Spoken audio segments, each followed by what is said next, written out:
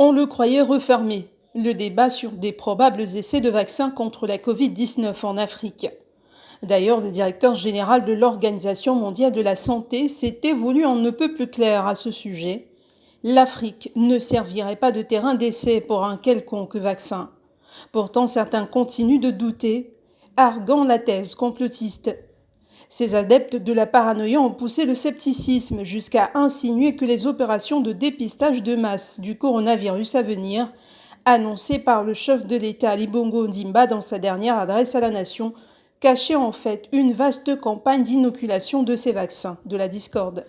Les réseaux sociaux ont alors, comme à chaque action de désinformation, été pollués de messages appelant à ne pas accepter de se faire dépister. Des actes irresponsables qui n'ont pour conséquence que d'éloigner la population du vrai combat.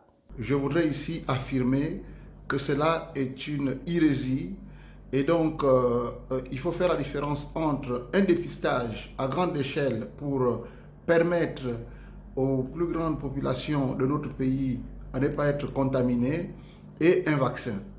Je voudrais vraiment prier tous nos compatriotes qui s'exercent à ce jeu extrêmement dangereux d'arrêter, parce que dire que le chef de l'État ou telle autre personnalité met en place les systèmes de dépistage pour se faire vacciner, c'est contraire à l'éthique.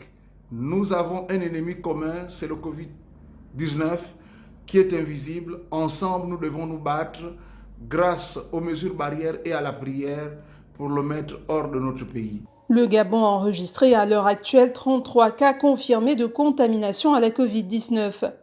La stratégie de dépistage de masse, qui par ailleurs a déjà fait ses preuves en Chine, précisément à Wuhan, d'où la maladie est partie, pourrait jouer un rôle déterminant dans la maîtrise et la gestion du virus sur le territoire gabonais.